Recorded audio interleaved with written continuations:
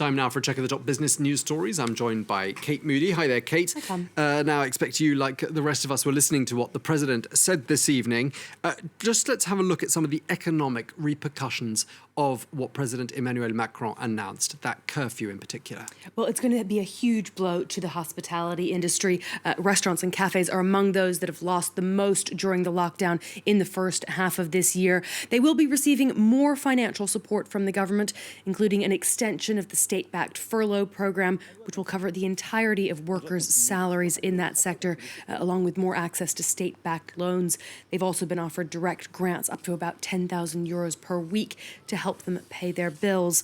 Now, overall, France's pandemic response has cost €470 billion so far. The majority of that is guaranteed loans for struggling businesses, along with new direct spending. A leading economic think tank said this Wednesday that despite that support, French businesses lost some €50 billion in revenue in the first half of the year. The OFCE warned of a wave of bankruptcies, which could lead to the large-scale layoffs the government has so far tried to prevent. Well, as the UK faces fresh restrictions of its own, the Organisation for Economic Cooperation and Development has been focusing on the dual economic challenges of the pandemic and Brexit.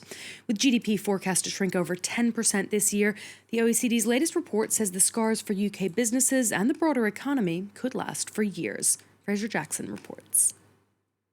As the UK endures its second wave of coronavirus infections, another large wave is heading for the island's shores. The country is at a critical juncture. That's the take of the OECD in its 2020 snapshot of Britain's economy, projecting a hit of over 10% to GDP growth. Compounding the economic woes of the pandemic, the 4-year-long divorce proceedings with the European Union. According to the Paris-based think tank, a no-deal scenario could further hamper the UK's recovery by 6.5% in the coming years. COVID has been the largest economic shock and social shock of the last few years, or the last decades. But Brexit obviously compounds the issue. What we're saying, this is why it's so important to keep the dialogue going and try to get a deal so that that minimizes the impact. On Tuesday, the UK government said progress had been made in recent weeks, but that differences still existed. A deal will be crucial if trade is to remain uninterrupted. Even if a deal is reached, the UK's economy is expected to be 3.5% smaller than if it stayed in the single market.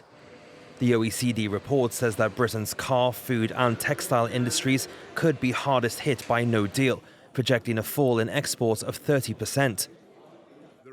Boris Johnson's government was applauded for its moves to support the economy during the nationwide lockdown, but the OECD warns that continued disruption threatens to increase inequality, child poverty and regional disparities. The group of 20 most industrialized nations has agreed to extend debt relief for emerging economies for an additional 6 months until June of next year. French Finance Minister Bruno Le Maire said it was the first time that China, the group's biggest single creditor, had agreed to a common framework.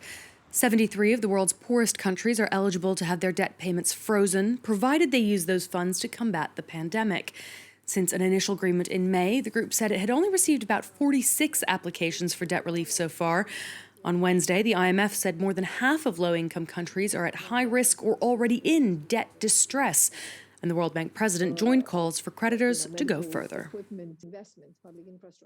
Important for the people in the poorest countries to see an actual reduction in the amount of debt, a ray of hope for the future. And so I was pleased to see that the G20 was approaching debt reduction. I think there are more steps that are needed in order to achieve meaningful debt relief for the poorest. Let's check in on the day's trading action now. A mixed, fairly muted close for the major European indices. London's FTSE 100 lost just over half a percentage point. The CAC 40 down just under the flat line here in Paris. Wall Street has turned lower, but pared back some of its earlier sharper losses. The U.S. Treasury Secretary Steven Mnuchin has dampened speculation about a fresh round of stimulus for American businesses and households. He said Democrats and Republicans remained at odds over their priorities, and he criticized House Speaker Nancy Pelosi for refusing to consider more targeted packages for airlines and other industries. Well, Well, the coronavirus pandemic has brought the debate over funding France's pension system back to the fore. After weeks of strikes, proposed reforms were suspended when the pandemic struck, but the deficit in the system has exploded in recent months. New talks on the issues are set to begin, as Camille Nedlek explains. Generations of French people to come will be paying for the coronavirus pandemic.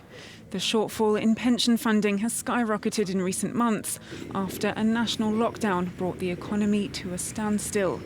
The pensions pot is set to be in the red by over 25 billion euros this year, compared to 2.7 billion forecast before the virus hit. On va être à moins de 10% de croissance économique, donc vous avez moins de rentrées fiscales et surtout vous avez aussi moins de charges sociales, qui sont les recettes principales du système de retraite, parce qu'on a versé des allocations à des millions de salariés qui n'étaient pas soumis à charges sociales. Donc vous avez une chute des recettes qui explique 99% de ce déficit exceptionnel qu'on a en 2020. According to annual projections, that shortfall is expected to last for several years, although things will improve somewhat as the economy picks up again. By 2024, the impact of the coronavirus should be cancelled out, but that still leaves an annual deficit of over 13 billion euros. That's because of France's ageing population, with increasing numbers of people taking money out of the system rather than putting money into it. Meanwhile, discussions of France's controversial pensions reform are set to restart later this month, with employers and unions insisting that protecting jobs should be the priority. The reforms triggered massive strikes in 2019, making these talks a risky move by the Macron administration.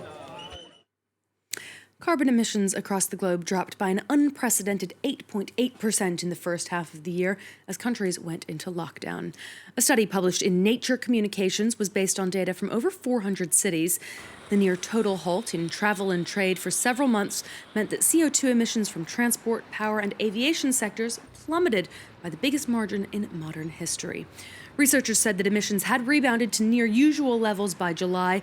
They've encouraged governments and corporations to take advantage of that earlier drop to stabilize the global climate. And I think, Tom, anyone who was out and about, certainly in the streets of Paris, for example, during the lockdown, you really could see the difference in the lack of traffic and lower pollution levels. Absolutely. It was very quiet indeed. Thank you very much indeed, our business editor, Kate Moody. Thanks for that business update.